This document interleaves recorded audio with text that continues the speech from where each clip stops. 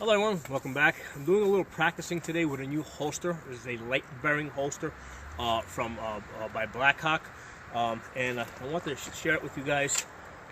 Basically, it's got a Streamlight TLR1 on it. Okay, and the cool thing about this holster, right, is that the holster is not fitted to the gun; it's fitted to the light. Okay, so it indexes off the light, because what Blackhawk said is that, you know what. You know, there's hundreds and hundreds of different handguns out there, but there's only like maybe two, maybe three different companies that make really good lights. So what they did is they designed a holster that will actually fit around the light. Because what happens is this light is mounted to the Picatinny rail, right? So you know, and basically it's held very firmly in place. So what happens is when you put the holster in. Still practicing with it. Okay, basically, what you're doing is you're basically guiding the light in, okay, and it basically goes into place. And it's actually a level 2. There's a thumb button over here that you press to release. So it's got retention. It's obviously a very large holster. But the best thing about this holster is that it's like a $40 holster. It cost me something like, I think, $42 on Amazon. And then with I ordered like something else, so I got free shipping too. So it literally cost me $42. Okay, so this is really great. Let me take the holster off and I'll show it to you guys. Got that done. So they give you, when you get the holster, there's 3 parts that you got to put on.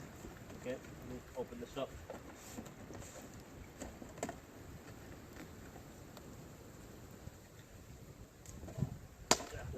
So they give you a choice. Basically, you can have this piece over here, which is you basically screw in with 3 screws. You can run it through a belt loop, or you can put this piece here, which is basically a paddle, which turns it into a paddle holster. I decided to put that piece on over here, but they give you 2 pieces. So this is one of the 3 pieces you have to put in. The second piece that you have to put in is this piece right here.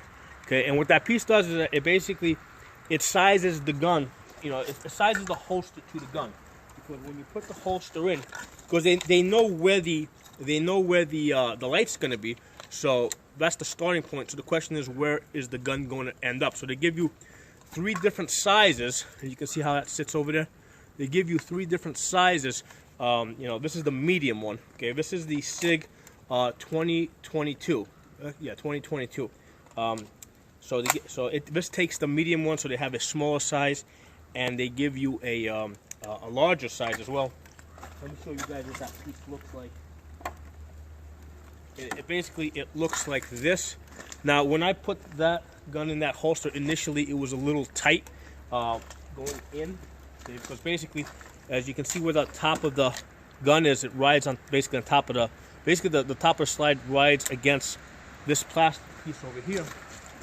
So because this was a little tight, what I did is I took a Dremel and basically I put on a sanding wheel on it, and I just sanded this down just a little bit. Just took a little bit off of it to make it a little bit looser. Okay. The other thing that you can do is this piece over here. Initially, that screws on top. If you want to make it longer, for this size gun, I had to do that. And basically, that's what you press on to release it. So the cool thing about this holster is the draw is really smooth, because what you're doing is, as you draw, you're actually pushing down and pulling the gun out in one motion. Okay, so it's a push-pull. So it comes out pretty smoothly every time. Provided that you put the right sizing piece here, and you sand it down if you need to. Okay. The other piece that you basically snap into place is this feeding ramp right here. Okay, it just snaps into place. It locks in down here. So you put it in. You just slide it in, and you lock it over here, and that basically creates a feeding ramp for the light. Because like I said, this indexes off the light. Okay. And once it goes in, basically this thing is solid until you hit that button. And again, this lock basically locks. If you look at the lock over there, it actually locks behind the light, so it completely indexes off the light. It's obviously it's a pretty big holster. The one thing that that you want to be aware of, okay, is that if you look at the trigger over here, right, you see there's a space in there where I can actually fit my finger. I mean, just be aware that, I mean, you can actually reach the trigger. I mean, it's really hard to get in there and activate it. This is a double action, single action, gun. So basically, this gun over here, you have a decocker that you decock it. So the first shot is a long trigger pull, okay, and then after that, it goes. Every subsequent shot is a light trigger pull. And basically, with this gun, I would decock it before putting it into the holster. So the type of gun that I'm intending to use with this holster, this will work just fine for me. Now I've seen other people use this holster with 1911s, with Glocks, with 10mm Glocks, with 9mm Glocks. So it is a very versatile holster. They designed it well. I mean, I wish they didn't have that space over here. I'm going to guess that they needed to have that space in over here because some guns need it and they wanted to make it as versatile as possible. But if you're using this, let's say with a Glock that has a much lighter trigger pull than this, basically double action trigger, just be really aware that with this gun, basically, obviously, I'm going to decock it before I put it into the holster. So this works really well for me. Now, obviously, this is not a holster that I'm going to go to war with. Okay, this is basically a practice holster. I needed the reason why I went to this holster is because I made the decision that I wanted to train, do some night training all through the winter. Okay, now last winter what I was doing is I did most of my night training, mostly in the fall.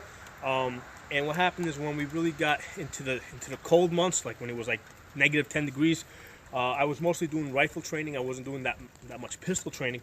This year I really wanted to do some pistol training as well. Now that we're in the cold months, today happens to be a warmer day. So I needed a pistol that had a light on it, okay? But I wanted to use a pistol that, in addition to being able to mount a light, I could use with thick insulated gloves. And the deal is with this, I have two gloves. So these are the gloves I'd be using, like if it's like 30 degrees outside or 28 degrees. So I needed gloves that I can basically comfortably get into that trigger guard, and work the gun. Okay, but for when it gets even colder, right? When we get into the, into like -5 degrees, I'm going to need to be using these much thicker insulated gloves.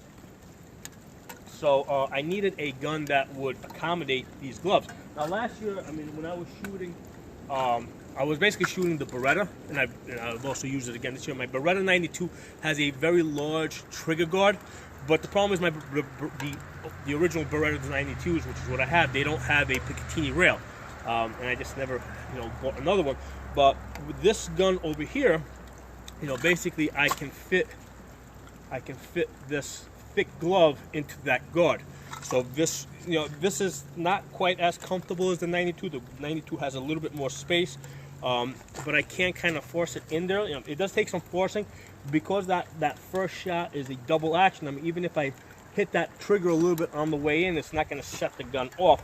And then after I fire that first shot, right, the gun is going to basically, now when the hammer's back, now I have a lot of room in there. Okay, so when with the hammer back, you can see there's a lot of room to get this thick insulated glove.